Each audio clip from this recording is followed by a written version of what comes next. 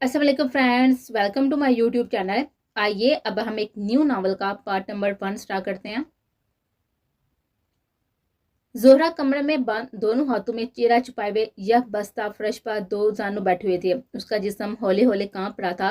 पिछले 2 माह से वो जिस लम्हे से डर रही थी वो सर पर आन पहुंचा था। लॉन्च में उसकी आवाज गूंज रही थी और अंदर जोहरा जमा का दिल पत्ते की तरह लसर रहा था। उसकी आंखों के सामने माँ का बेयकीन चेहरा घूम रहा था। फारान की सवालिया आंखें उस खुद पर जमी हुई महसूस हो रही थी। ममानी की अनदेखी तीखी नजरें उसे अपने जिस्म के आर पार होती महसूस हो रही थी। उसके पास में होता तो बाहर मौजूद शख्स का चेहरा नोच लेती जिसने उसे बेपर्दा कर दिया था, बेइज्जत कर दिया था। माशरे में उसके वजूद को मनसूख कर उसने आंधी और गहरी खाई में दिखा देने के लिए आम पहुंचा था। उसके जिस्म में एक सुनसनी सी दौड़ रही थी। फिर उसे अपने कमरे के बाहर बहुत से कदमों की आवाज आई। जोहरा जमाल ने आने वाले वक्त के खौफ से आंखें बंद कर ली। जिस्म में लगे हुए जख्म तो मदम होते ही जाते, लेकिन रूह में लगने वाले चाबिकदार अल्फाज हमेशा की तरह नासूर बन जाते हैं। तभी कान के पर्दों को चीरती हुई उसकी आवाज गूंजी, मैं अपनी बीवी को यहाँ से ले जाने आया और दुनिया की कोई ताकत मुझे रोक नहीं सकती। भारी कदमों की आवाज कमरे के दरवाजे पर आकर खामोश हो गए थे और फिर दार से दरवाजा खोलकर वो अंदर दाखिल हुआ। इधर उधर नजर दौड़ाने के बाद उसकी नजर एक कोने में गठरी बनी बैठी हुई जोहरा पर रुके थे। वो छोटे छोटे कदम लेता उसके पास मौजूद चेयर पर टिक गया। जोहरा जमाल, अपना सामान पैक कर लिया तुमने? मेरे पास वक्त बहुत कम है, इसलिए मैंने तुम्हें पहले ही कॉल करके बता दिया था कि चलने की तैयारी मुकम्मल कर लो। उसके बाद पर उसने झटके से सर ऊपर उठाया था।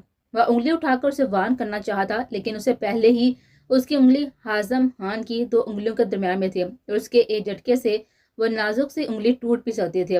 उसे उस पर दबाव डाला तो जोरा जमा के मुंह से एक सिसकी बरामद हुई, जिस पर वह नरम पड़ गया और गिफ्ट डिली कर दिए। जोहरा जमाल, मेरे साथ चल रही हो तो ये भूल जाओ कि तुम अपनी यूनिवर्सिटी की कोई मुकर्रर थी या फिर अपनी यूनि के मैगजीन की एडिटर हो। तुम हाजन खान की बीवी हो। मुझे औरत का ऊंची आवाज में बोलना पसंद नहीं है। औरत चार दीवारी के अंदर रहकर जो करना चाहे कर सकती है, लेकिन चार दीवारी के तकद्दस को पार करने की कोशिश अब कभी ना करना। जोहरा ने उसकी ढीली गिरफ्त देकर झटके से अपना हाथ छुड़वाया और खड़ी हो गई। मेरी इज्जत को रोनकर तुम्हें याद आया कि औरत की इज्जत चार दीवारी में है? तब क्यों नहीं पता चला जब धोखे से यूनिवर्सिटी से लेकर गए थे? क्या तब नहीं जानते थे कि मैं क्या हूँ और कौन हूँ? जानता था, इसलिए लेकर गया था। उसकी बात पर जोहरा जमाल ने जानती हुई नजर उसको देखा। उसका देखने पर हाजम खान ने अपनी आंखें उसके ग्रे आंखों पर टिका दी, जिस पर जोहरा जमाल ने घबरा कर नजरें नीचे काली। तुम क्या जानोगी हाजम खान की मोहब्बत को? तुम तो मेरी रूह में बसी हो। उसके बापा जोरा जमान ने साथ झटका। जिनसे मोहब्बत की जाती है ना, उन्हें रसवा नहीं करते हाजम खान। उसकी बात पर उसने एक जोरदार कहकर लगाया, मोहब्बत में रसवा नहीं करते? हाँ, तुम ठीक कह रही हो जोरा जमाल, मोहब्बत में रसवा नहीं करते, लेकिन क्या करो, इस दिल में मोहब्बत की आग के साथ एक आग और भी जल रही है, इंतकाम की आग। जहाँ मोहब्बत होती है ना, वहाँ कोई और लामैनी जज्बा नहीं होता, क्योंकि मोहब्बत या तो होती है या फिर बिल्कुल भी नहीं होती। तुम अपना इंतकाम लो हाजम खान। मैं तो अपनी मौत आप मार चुकी हूँ, अब तो बस एक लाश है जो तुम्हारे साथ घसीट रही हूँ। मुझे तो तुम्हारे धोखे ने मार दिया था। उसकी बात पर हाजम खान के दिल पर एक दर्द उठा था। अपना सामान लो और बाहर आ जाओ। हाजम खान, क्या तुम मुझे किसी और रास्ते से इस घर से नहीं लेकर जा सकते? जोला की बाप उसके बाहर की तरफ जाते कदम थाम गया। उसे मुड़कर उसके चेहरे पर कुछ तलाशना चाहा और वो कामयाब भी रहा नहीं। वो बेहिस बन गया। वह फारान की नजर से बचना चाहती थी, लेकिन यह जालिम शख्स जिसने पहले ही उसे उसकी मोहब्बत छीनी और अब उसे इस मोहब्बत के सामने रसवा करा था, उसे इस शख्स से शदीद नफरत महसूस हुई। उसकी गहरी ब्राउन आंखें भी जोरा के चेहरे पर जमी हुई थी। उसने आगे बढ़कर उसका बैग उठाया और इस्तहाक से उसका हाथ थाम कर आगे बढ़ गया। जोहरा ने अपना हाथ छुड़वाने की पूरी कोशिश की, लेकिन उसकी गिफ्ट साथ थी। बाहर आकर उसने सब पर एक नजर दुहराई और उसका हाथ थामे बैरूनी दरवाजे की तरफ मुड़ गया। जोहरा ने भूल कर भी किसी की तरफ नहीं देखा था। बाहर आकर ब्लैक स्विक की फ्रंट सीट पर उसे बैठकर ठाक की बात के साथ दरवाजा बंद करते हुए ड्राइविंग सीट की तरफ आ गया था। उसके गाड़ी आगे बढ़ाते ही उसके पीछे खड़ी 2 गार्ड्स की जीपें भी हरकत में आई।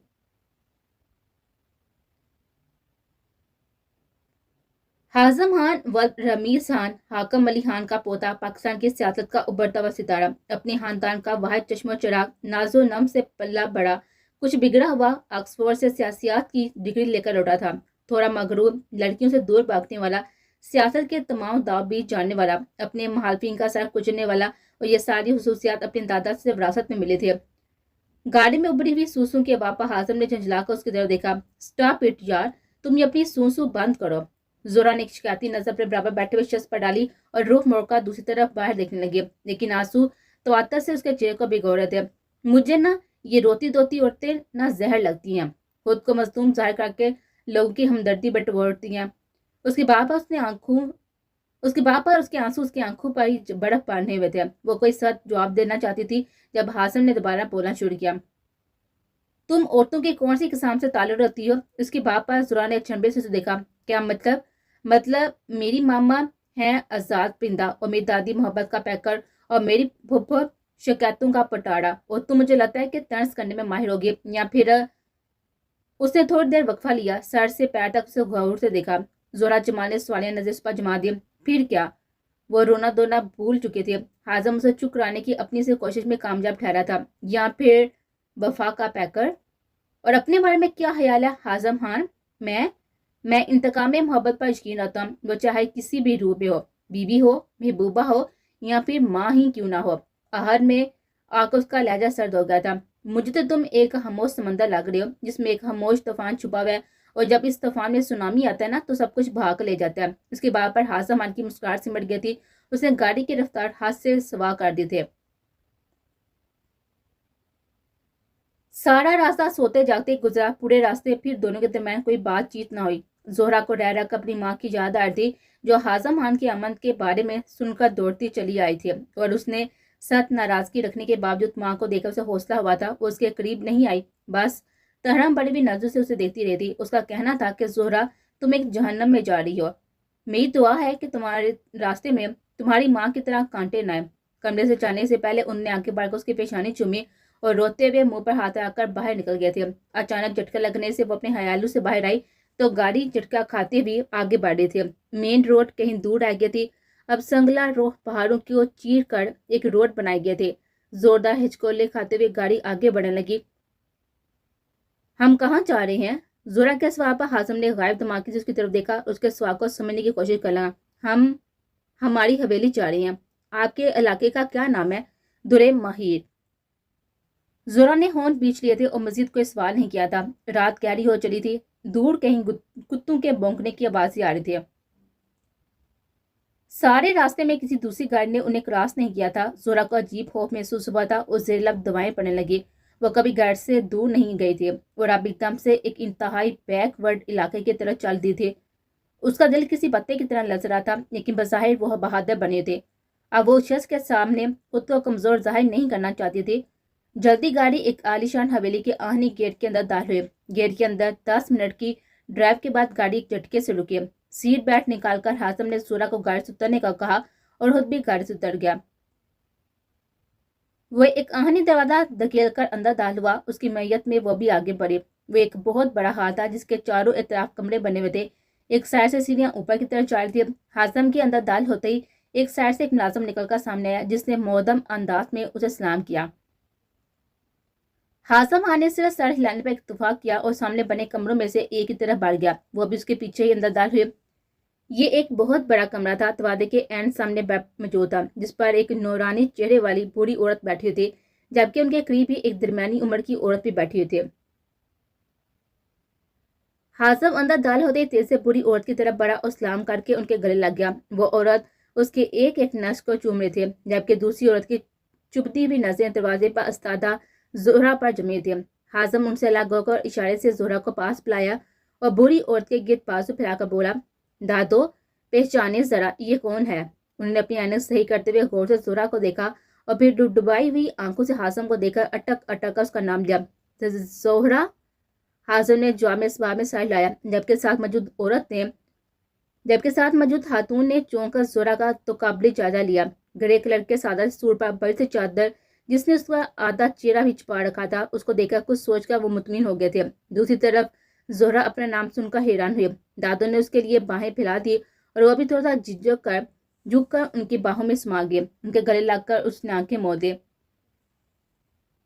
उसे उनसे जानी पहचानी से खुशबू आई थी। उसने आंखें खोली तो नजर उनके साथ बैठे हुए हासिम पर पड़ी, जो आंखों में एक जहां समाई उसे देख रहा था। زہرا کے دیکھنے پر اس نے نظریں پھیر لی. زہرا کو دادوں نے اپنے قریب ہی بٹھا لیا. وہ سر جھکا کے ان کے قریب ہی ٹک گئے.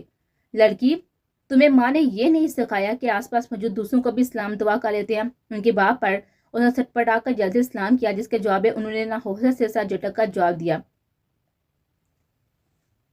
پھوپھو، رانیہ کدھر ہے؟ ہاضم کے سوال پر وہ کھل اٹھی تھی. بیٹا ساتھ ہی آئی ہے. واہ، وہ اماں جی کے لیے سوپ بنانے کچن میں گئی ہے. تبھی دروازے سے ایک بہت ہی خوبصورت نفیس لڑکی اندر داخل ہوئی.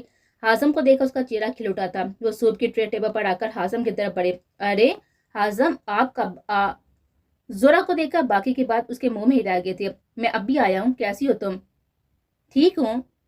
یہ کون ہے؟ یہ زہرا ہے. زہرا، یہ رانیہ، صوبیہ پھوپھو کی بیٹی. زہرا کا نام سن کر اس کے چہرے پر ایک سایہ سا لہرایا تھا. زہرا نے اسلام کیا تو اس نے متانت سے اس کا جواب دیا اور ہاضم سے کھانے کے متعلق پوچھنے لگے. نہیں یار، کچھ بھی نہیں کھایا. ذرا ملازم سے کیا کر کھانا تو لگوا دو. وہ دونوں باتیں کرتے ہوئے باہر نکل گئے تھے اور زہرا دادی کی طرف مڑ گئے جو اس سے اس کی ماں کے متعلق پوچھ رہے تھے، جبکہ ان کے پوچھنے پر حیران تھی. بلا وہ اس کی ماں کو کیسے جانتی ہے؟ جی ٹھیک ہے. تمہارے علاوہ اور کتنے بچے ہیں؟ جی 2 بیٹیاں اور ہیں. اچھا، تم اس کے ساتھ رہتی تھی؟ جی نہیں، میں ماموں کے گھر رہتی ہوں. تبھی رانیہ اسے کھانے کے لیے بلانے آئی تھی. اسے بالکل بھی بھوک نہیں محسوس ہوئی تھی، لیکن وہ پھوپھو صوبیہ کی نظر سے چھپنا چاہتی تھی، اس لیے ان کے پیچھے چل دی. وہ ڈائننگ روم میں داخل ہوئی تو سامنے اس کے انتظار میں بیٹھا تھا. اس کے بیٹھنے پر اس نے پہلے اس کی پلیٹ میں کھانا نکالا اور پھر اپنی پلیٹ میں. رانیہ اسکوز کرتی وہاں سے اٹھ گئی تھی اور کھانا خاموشی سے کھایا گیا. تبھی ایک ملازمہ اندر داخل ہوئی. صاحب، وہ لال دین پوچھ رہے ہیں بی بی کا سامان کہاں رکھنا ہے؟ اوپر میرے کمرے میں. اس کے جواب پر زہرا کو پانی پیتے ہوئے زور کا اچکو لگا تھا. ہاضم نے ایک اسپاٹ نظر زہرا پر ڈالی اور ملازمہ کو جانے کا کہہ کر واپس اپنی پلیٹ پر جھک گیا. زہرا کا کھانے سے جی اچاٹ ہو گیا تھا. کھانا ختم کر کے نیپکن سے ہاتھ صاف کر کے وہ دونوں بازو ٹیبل پر ٹکا کر زہرا کی طرف مڑا. بولو، کیا کہنا چاہ رہی ہو؟ وہ جس سے بات کرنے کے لیے الفاظ ڈھونڈ رہی تھی اس کے سوال پر حیران رہ گئی. میں اسے تھوک نکلا. آپ میرا سامان دادوں کے کمرے میں رکھوا دیا، میں ان کے ساتھ رہ لوں گی. اور کچھ؟ تیزی سے اگلا سوال آیا تھا. شادی مجھ سے کی ہے یا دادوں سے؟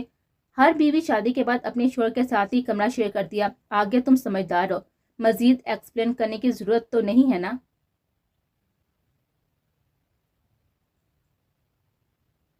وہ اپنی بات مکمل کر کے چلا گیا تھا اور زہرا کھانا کھانے کے بعد سر تھامے وہیں پر بیٹھی رہی تھی. ملازمہ برتن اٹھانے آئی تو وہ بھی باہر نکل آئی تھی.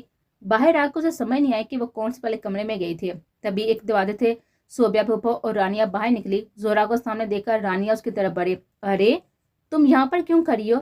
نہیں، بس ویسے ہی. اچھا، تم میرے ساتھ آ جاؤ میرے کمرے میں. اس کی بات کو زہرا نے غنیمت جانا اس کے ساتھ قدم بڑھائے تھے. تبھی دادوں کے کمرے سے ہاضم باہر نکلا. اس کو دیکھ کر وہ ٹھٹک کر رکے. اسے سمجھ نہیں آنا تھا کہ رکے یا پھر آگے بڑھ جائے. زہرا آ جاؤ نا. رانیہ کے پکار پر اس کی طرف بڑھتی تبھی وہ بول اٹھا. ارے رانیہ، یہ تم میری بیوی کو کہاں پر لے کر جا رہی ہو؟ ہاضم کی بات پر رانیہ کی رنگت متغیر ہوئی. میں اسے اپنے کمرے میں سونے کی آفر کر رہی تھی. کیوں؟ یہ تمہارے کمرے میں کیوں جائے گی؟ یہ اس کے شوہر کا گھر ہے اور غالباً میرا کمرہ بھی موجود ہے اس گھر میں. ہاضم کی واپس اسکرین سے اوپر جاتی ہوئی پھوپھو تیزی سے مڑتے. ہاضم، تم دونوں کی ابھی رخصتی نہیں ہوئی. پھوپھو، میں آج اسے اس کی ماں سے رخصت کروا کر یہیں پر لایا ہوں. اس کے بعد وہ تل ملا کر رہ گئے. ہاضم، میرا مطلب ہے کہ آغا جان کو تو پہلے بتا دو تم اسے لے کر آئے ہو. پھوپھو، میں آغا جان کے حکم پر ہی اسے لے کر آیا ہوں. دیکھو ہاضم، ایسی اچھا نہیں لگتا. لوگ کیا کہیں گے؟ کیا کہیں گے؟ بیٹا، لوگ کہیں گے کہ ہاضم آن کی راتوں رات بیوی بھی آ گئی اور بیٹا ولیمہ ہو جائے تو پھر اسے تمہارے کمرے میں شفٹ کر دیا جائے گا. پھوپھو، لوگ کیا کہیں گے اس کی مجھے کوئی فکر نہیں ہے. دوسری بات ولیمے والی تو ٹھیک ہے، ولیمے کے بعد میں اسے اپنے کمرے سے بے دخل تھوڑی ہی کر دوں گا. اب اس کی باتوں سے ضد ہو گئی تھی اور غصے سے آگے بڑھ گئے. رانیہ بھی ان دونوں کو بحث ختم ہوتا دیکھ کر آگے بڑھ گئے، جبکہ زہرا کسی مجرم کی طرح سر جھکائے کھڑی رہی. ہاضم نے اس کے جھکے سر پر ایک نظر ڈالی. اس کا ہاتھ تھام کر سیڑھیوں کی طرف بڑھ گیا. سب سے اوپر والی سیڑھی پر کھڑی ہوئی رانیہ نے یہ منظر دیکھ کر کڑپ سے آنکھیں مچ لی. کمرے میں داخل ہوتے ہی ہاضم نے اس کا ہاتھ چھوڑ دیا اور وارڈروب سے اپنے کپڑے لے کر واش روم میں گھس گیا. زہرا کی نظر کونے میں پڑے ہوئے اپنے بیگز پر پڑی تو اس نے آگے بڑھ کر بیگ میں سے ایک سادہ سا سوٹ نکالا اور ڈریسنگ روم میں چلے گیا. وہ چینج کر لوٹی تو وہ تولیے سے اپنے بال خشک کرتا ہوا وارڈروب کی طرف بڑھ گیا تھا۔ وارڈروب میں کافی دیر سب کچھ ادھر ادھر کرنے کے بعد وہ زہرا کی طرف مڑا۔ زہرا، یہ والی سائڈ میں نے تمہارے لیے خالی کر دیا، تم اپنے کپڑے یہاں پر رکھ لینا۔ اس کے باپ اس نے اسباب میں سر لایا، وہ بیٹھ کے ایک کونے پر ٹک گئی۔ بیڈ کی دوسری سائڈ پر بیٹھے ہوئے ہاضم نے ایک پیکٹ اس کی طرف بڑھایا۔ یہ تمہارا ویڈنگ گفٹ ہے۔ زہرا نے ہاتھ آگے نہیں بڑھایا تو ہاضم نے پیکٹ اس کے قریب بیڈ پر ہی رکھ دیا۔ یہ پہن لینا، صبح تم سے اس بارے میں پوچھا جائے گا۔ اس کی طرف سے کوئی جواب نہ پا کر وہ بلینکٹ اپنے اوپر ڈال کر لیٹ گیا۔ زہرا نے دونوں بازو گھٹنوں پر رکھ کر بازو پر سر گرا دیا۔ وہ جانتا تھا وہ رو رہی ہے، اسے اس کے رونے سے تکلیف ہو رہی تھی۔ ساری رات اگر وہ روتی رہی تھی تو وہ بھی سو نہیں سکا تھا۔ نماز کے وقت جا کر کہیں وہ سوئی تو ہاضم نے اس کی طرف کروٹ دی اور بلینکٹ اس پر ڈال کر خود بھی سو گیا۔ وہ اپنی یونیورسٹی کی سب سے قابل اسٹوڈنٹ تھی۔ وہ عبایا میں ملبوس، سر پر اسکارف باندھے رکھتی تھی۔ وہ یونی کی ڈیبیٹنگ سوسائٹی کی ہیڈ تھے، یونی کے میگزین کی ایڈیٹر بھی تھی۔ یونی کی لڑکیاں سب اس کے دیوانے تھے، اسے سراہا جاتا تھا۔ وہ جہاں جاتی تھی اس کی شخصیت چھا جاتی تھی، اور پھر خرابی طبیعت کے باعث وہ کچھ دن یونی نہیں جا سکی۔ ایک ہفتے کی چھٹی کے بعد وہ یونی پہنچی تو سب کچھ بدل چکا تھا۔ اس کے یونی میں ایک نیا پروفیسر آیا تھا جس کے بارے میں پتا چلا کہ اس یونی کا آنر بھی ہے۔ وہ اپنے شو کی تکمیل کے لیے کچھ عرصے کے لیے یہاں کلاسز لینے آیا تھا۔ اس نے آتے ہی پہلے دن سب سے پہلے ڈیبیٹنگ سوسائٹی کی ہیڈ مس روحینہ فرمان کو بنایا، جو کہ زہرا کی سب سے بڑی حریف تھے، جبکہ میگزین کی ایڈیٹر کی سیٹ پر وہ تاحال موجود تھے۔ زہرا کو اس سب سے کچھ خاص فرق نہیں پڑا، لیکن روحینہ فرمان اپنی نئی پوزیشن پر بہت خوش تھے۔ زہرا کا سامنا ابھی اپنے نئے پروفیسر سے نہیں ہوا تھا، لیکن یونیورسٹی کی ہر لڑکی اس کی دیوانی ہو چکے تھے۔ آج کا دن زہرا کے لیے بہت ہی ہنگامہ خیز تھا۔ ایک تو صبح اس کی آنکھ لیٹ کھلی تھی اور پھر ناشتہ بناتے ہوئے پراٹھا جل گیا تھا، اور مامی کی بہت ساری باتیں سننے کے بعد وہ ناشتہ کیے بغیر ہی یونی چلی ہے۔ اتفاق سے آج اس کی پہلی کلاس بھی پروفیسر ہاضم خان کی تھی۔ صرف 5 منٹ لیٹ تھی، لیکن شخص نے اسے کلاس میں داخل نہیں ہونے دیا تھا۔ وہ بھی پاؤں پٹاتے چلی گئی۔ باہر آ کر گراؤنڈ کے قدرے خاموش کوشے میں کتابیں پھینک کر بیٹھ گئی۔ وہ اپنے نوٹس اور کتابیں لے کر وہیں پر بیٹھ گئی، قلم منہ میں دبائے وہ اپنی سوچوں میں گم تھی۔ جب اسے بھوک محسوس ہوئی، اسے یاد آیا کہ وہ آج گھر سے بھوکے پیٹ نکلی تھی۔ وہ اٹھ کر کینٹین کی طرف چل دی۔ چاٹ اور گول گپے کی ٹرے لے کر وہ جوں ہی مڑی، تابی فرحان انکل اس کے سامنے آ گیا تھا۔ تابی فرحان نکل کر اس کے سامنے آ گیا تھا۔ زہرا نے اسے تیکھی نظر سے دیکھا۔ کیا ہے؟ وہ تم نے ناشتہ نہیں کیا تھا؟ آج تو میں نے سوچا آج تمہارے لنچ کی پیمنٹ میں کر دیتا ہوں۔ کس خوشی میں؟ بس ویسے ہی، کوئی ضرورت نہیں ہے، اپنے کام سے کام رکھو۔ اس کے دو ٹوک انداز پر وہ کاندھے اچکا کر خاموش ہو گیا تھا۔ لاؤ میں پکڑ لوں۔ اسے ٹرے کی طرف ہاتھ بڑھائے تھے۔ شکریہ، میں اپنا کام خود کرنے کی عادی ہوں۔ زہرا نے آپ کی بات آرام سے جواب دیا تھا۔ میں جانتا ہوں، میں تو بس تمہارے ساتھ چلنا چاہتا تھا۔ پبلک پلیس ہے، سبھی آ جا رہے ہیں، میرے آگے پیچھے برابر میں، تم بھی چل لو۔ اس نے بے نیازی سے کاندھے اچکائے۔ فرحان نے چلا کر اس کو جاتے ہوئے دیکھا تھا، اور ایک پورے اعتماد سی لڑکی تھے۔ وہ فرحان سے پورے 2 سال بڑھ تھے، یونی میں اس کا جونیئر تھا۔ وہ جانتی تھی اس کے لیے خاص جذبات رکھتا ہے، لیکن وہ اس کی حوصلہ افزائی نہیں کرنا چاہتے تھے۔ وہ ماموں کے گھر میں اپنی حیثیت پہ جانتی تھی اور اپنی حدود بھی۔ گھر میں وہ ممانے کے ڈر سے کم ہی بات کرتا تھا، لیکن یونی میں گاہ بے گاہ وہ اس کے پیچھے آگے پیچھے گھومتا رہتا تھا۔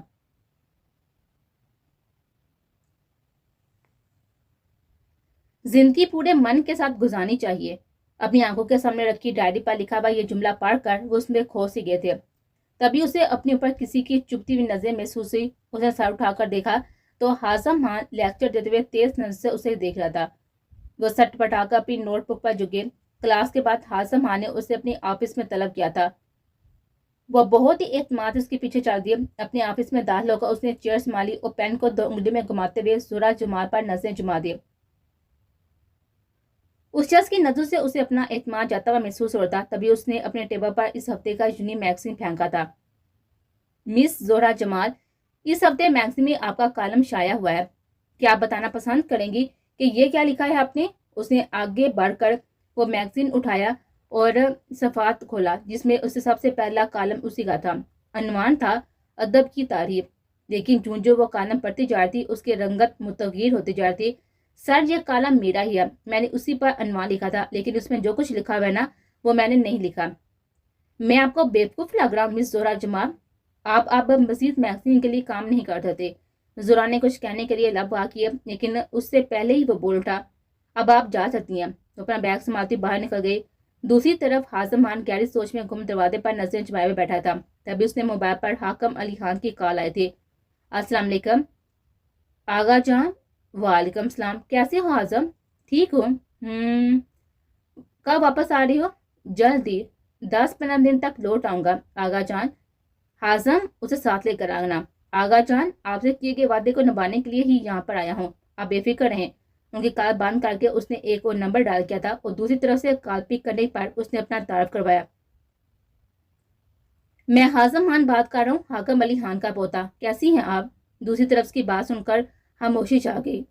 चची जान, मैं अपनी अमानत लेने आया हूँ। मैं अब तुम्हारी चची नहीं हूँ। ओके सॉरी, लेकिन मैं अपनी अमानत लेने आया हूँ, मुझे उसका जवाब चाहिए। आप बताएं मैं कब तक आ जाऊँ?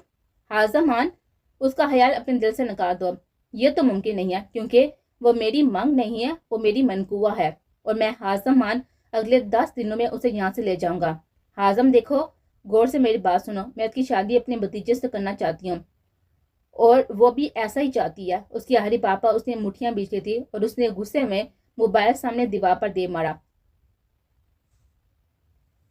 तुम मेरे नकामे होते हुए कैसे किसी और के जवाब दे सकती हो? मैं तुम्हारी आंखें निकाल दूंगा। उसके दिमाग की रगत तन गई थी, उसका फशार खून बुलंद हुआ था।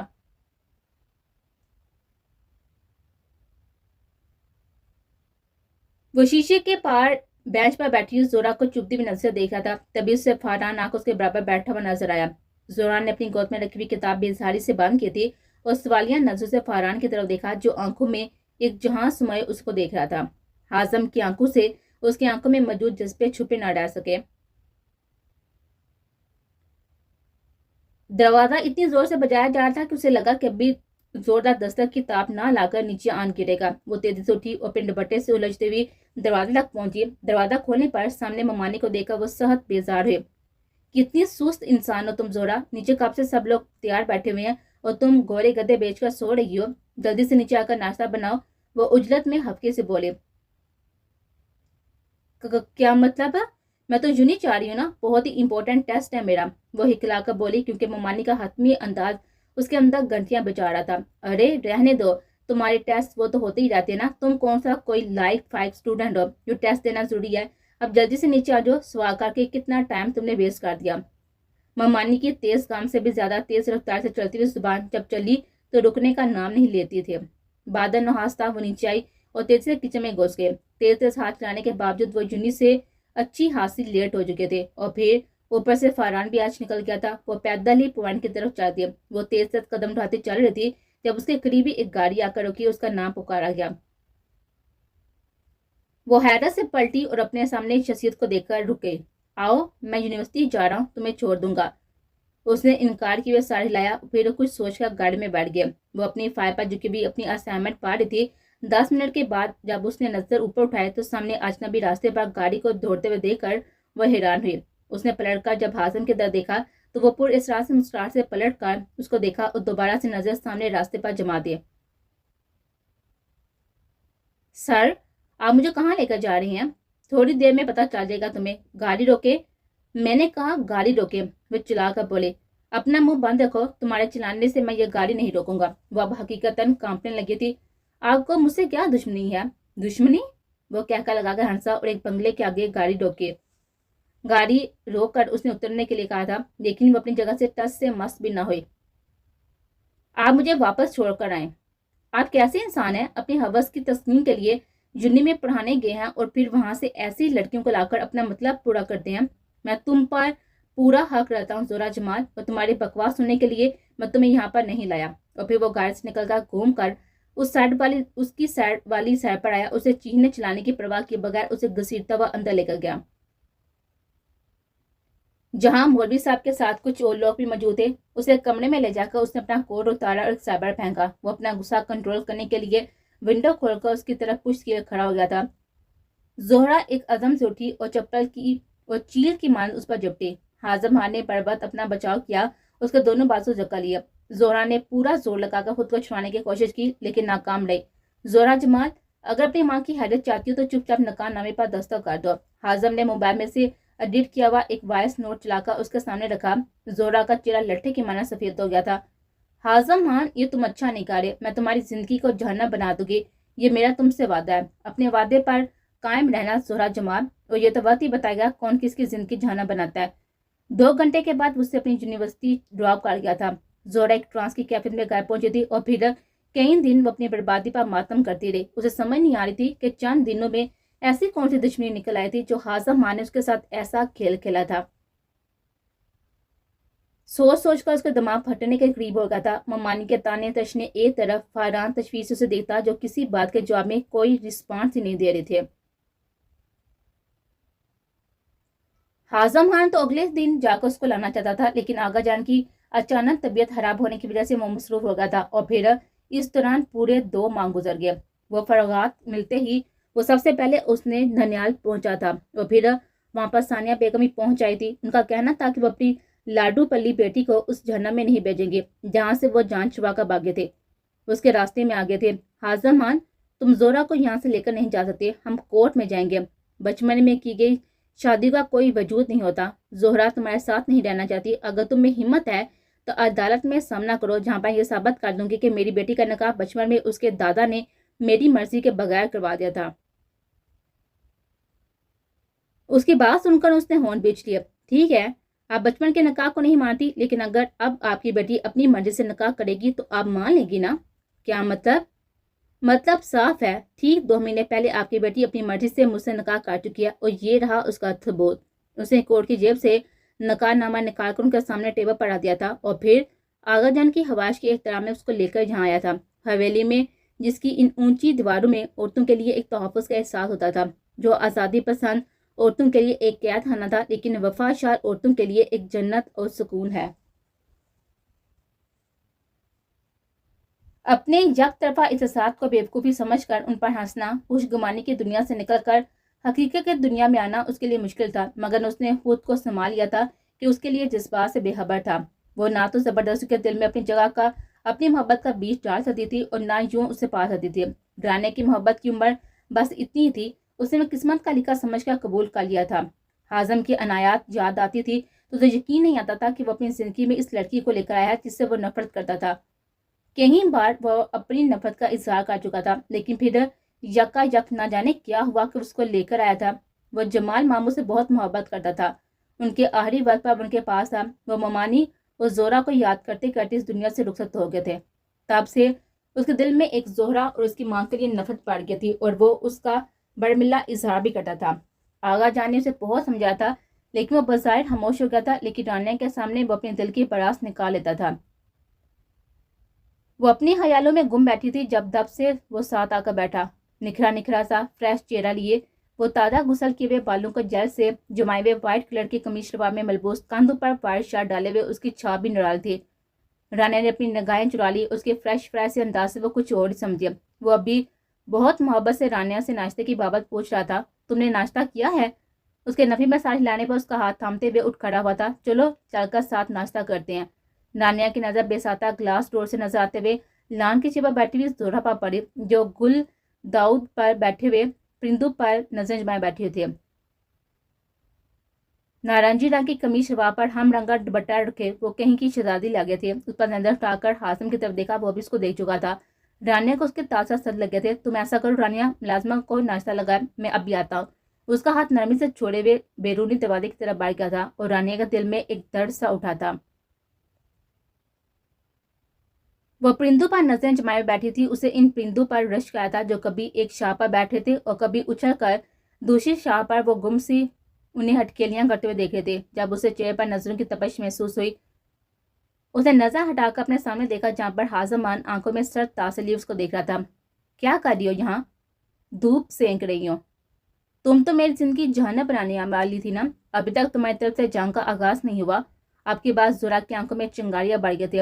حازم خان، آج سے بلکہ ابھی سے تم اپنی زندگی کے برے دنوں کے لیے تیار ہو جاؤ۔ میں اپنی جنگ کا آغاز کر چکی ہوں۔